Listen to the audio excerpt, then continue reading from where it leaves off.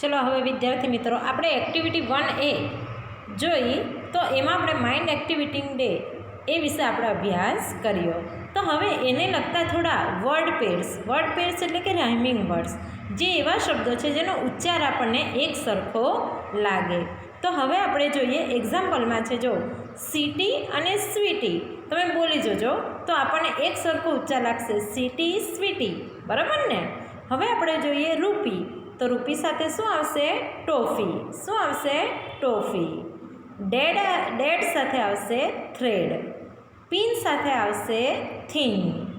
Sharp સાથે આવશે હાર. અને સોર સાથે આવશે ફ્લાવર. બરાબર છે વિદ્યાર્થી મિત્રો? ફરી પાછા એકવાર આપણે બોલીશું. Rupee toffee, dead thread, pin thin, sharp harp, sour flower. બરાબર છે ને? તમે પણ એકવાર આ શબ્દનું ઉચ્ચારણ કરીને જોજો. તો રાઇમિંગ વર્ડ કોને કહેવાય વિદ્યાર્થી મિત્રો? કે જે શબ્દનો ઉચ્ચાર એક સરખો આવતો હોય તો તેવા શબ્દને આપણે શું કહેશું? રાઇમિંગ વર્ડ્સ કહેશું. હવે નીચે આપ્યું છે એક્ટિવિટી 1Cમાં જોજો, complete the table. Complete the table.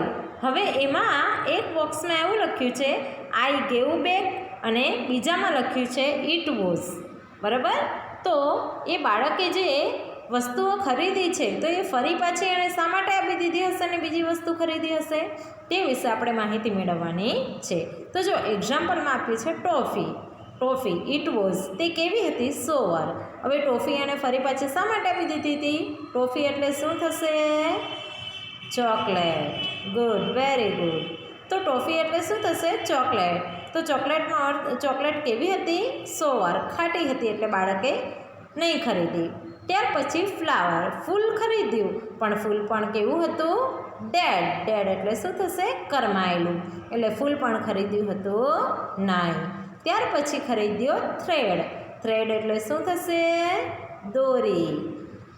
દોરી પણ કેવી હતી? થીન એટલે થશે પાતળી, તેથી એ પણ ખરીદી નહીં. ત્યાર પછી પિન એટલે થશે ટાંકણી. તો ટાંકણી પણ એણે ખરીદી પણ ટાંકણી કેવી હતી? શાર્પ એટલે કે અણીદાર, તેથી એ પણ એણે ખરીદી નહીં. હાર્પ એટલે કે વીણા જેવું સંગીતનું સાધન, એ પણ ખરીદ્યું પણ શું હતું? વુડન પ્લે, એ વાગતું હતું નહીં, તેથી એને પણ ખરીદ્યું નહીં. સમજ પડી ગઈ?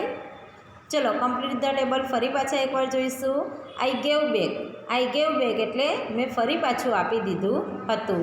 ઇટ વોઝ, તે કેવું હતું? તો જોઈએ એક્ઝામ્પલમાં છે ટોફી એટલે કે ચોકલેટ કેવી હતી? સોવર એટલે કે ખાટી. બરાબર? પછી છે ફ્લાવર, તો ફ્લાવર ખરીદ્યું પણ ફ્લાવર કેવું હતું? ડેડ એટલે કે કરમાયેલું. ત્યાર પછી એણે ખરીદ્યું થ્રેડ એટલે કે દોરી કેવી હતી? પાતળી. પિન એટલે કે ટાંકણી ખરીદી પણ ટાંકણી કેવી હતી? શાર્પ એટલે કે અણીદાર. હાર્પ એટલે કે સંગીતનું એક વીણા જેવું સાધન, પણ એ પણ કેવું હતું? વુડન પ્લે એટલે વાગતું હતું નહીં, તેથી એણે આ બધા જ સાધનો ફરી પાછા આપી દીધા હતા. તો વિદ્યાર્થી મિત્રો સમજ પડીને આ ટેબલમાં?